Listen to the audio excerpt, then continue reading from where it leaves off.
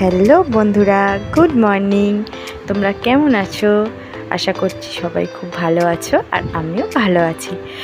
তো সকালবেলা বাসি কাজটা সারা হয়ে গেছে, আর এদিকে মা আর দিদিভাই হচ্ছে বাড়ি থেকে রওনা দিয়ে দিয়েছে। মানে দিদিভাই কালকে এসেছিল মাকে নিয়ে যাবে বলে। কারণ হচ্ছে কিছুদিন আগে তো মা অসুস্থ ছিল, তো সেই জন্য মা দিদিভাই বলেছিল মাকে ওখানে নিয়ে গিয়ে রাখবে। তো আর ব্যাপারটা হচ্ছে সকালবেলায় চলে যাচ্ছে, কারণ একটু মেঘলা ওয়েদার ছিল। যদি বৃষ্টি একবার হয় আমাদের পাড়ায় তো এক হাঁটু জল, তো সেই জন্যই ওরা সকালবেলায় এখান থেকে টিফিন সেরে বেরিয়ে পড়েছে। আর আমিও গাড়িতে তুলে দিয়ে বাড়ি চলে এসেছি। এসেই আগে টিফিনটা সেরে নিলাম। টিফিনে ওই যে ডিম টোস্ট আর দুধ চা করে নিয়েছিলাম। তারপর এক একটা করে সব ঘরদোরগুলো পরিষ্কার করে নিচ্ছি, কারণ ছেলের জ্বালায় না একদম ঘরদোর গুছোনো যায় না। আর এটা হচ্ছে আমার ঘর, আমার বেডরুম। আমার বেডরুমটা খুব ছোট, কিন্তু এখানে টুকিটাকি ছোটোখাটো জিনিসই আছে। তো তারপর যাই হোক, ঘরদোরগুলো পরিষ্কার করে বিছানা ঝেড়ে আমি চলে গেলাম ওপরের ঘরে। ওপরেও দুটো ঘরে বিছানা পরিষ্কার করে নিয়েছি। আর এদিকে দেখো না, আমার ছেলে ফ্রিজ খুলে যে কী করছে অন্যায় ভগবান জানে। তো তারপর চলে এসেছি রান্নাঘরে।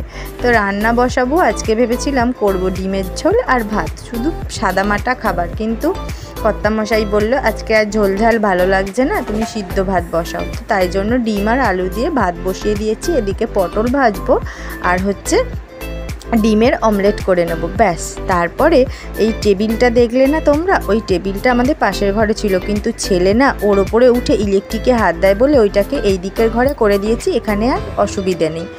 তারপর খাওয়া দাওয়া সেরে একটু ঘুমিয়ে নিয়েছিলাম। ঘুম থেকে উঠেই চলে এসেছি আগে ছাদে। মেঘলা ওয়েদার তো, জামা কাপড়গুলো ভিজে যাবে, তাও অল্প ভিজে। তারপর চলে গেলাম আমার ছোট্ট ছাদ বাগানে। তো অল্প কিছু গাছ আছে, তো তার মধ্যে বৃষ্টি হয়ে না গাছগুলো যেন একটু প্রাণ পেয়েছে। আর এই কোণটায় দেখো একটা লেবু গাছ ছিল, হনুমানের উপদ্রব এত, এই জন্য লেবু গাছটা এখানে তুলে দিয়েছি। কারণ জানো, গাছ ভর্তি লেবু হয়েছিল, এখনও দু একটা আছে, কিন্তু অর্ধেক লেবু না সব হনুমানে চিড়ে চিড়ে খেয়েছে আর ফেলে দিয়েছে। মানে খেতে পারেনি, তাও নষ্ট হয়ে গেছে। আর এদিকে এই দেখো ড্রাগন গাছটায় না আমাদের এবার ফুল আসবে। আর এখানে একটা ছোট্ট লজ্জাবতী গাছ বসানো হয়েছে। তো তারপরে আর কি, ছাদের গাছগুলোকে একটু দেখে নিলাম। তো এখন মাটি ভিজে বলে জলটা আর দিতে হবে না। তো তারপর ঘরে চলে এসেছি। এসে আগেই টিভিটা ছেড়ে নিলাম। আর এই যে প্রবাসী ঘরকন্যার মৌহাদির ভিডিও তোমরা কে কে দেখো, আমি তো দেখি, খুব ভালো লাগে। তো আজকে দিদি নাম্বার ওয়ানে দিদি খেলতে আসবে, তো সেই জন্যই আরও টিভিটা দেখা। তারপর কর্তামশাই বললো একটু চা করো। তো তারপরে যে চা বসিয়ে দিয়েছি, আর এই যে চা করে নিয়ে দুজনে মিলে চা খেয়ে নেব। চা খেয়ে আমি আবার একটু বেরাবো, আমার একটু কাজও আছে, তার সাথে কিছু মেডিসিনও কিনতে হবে।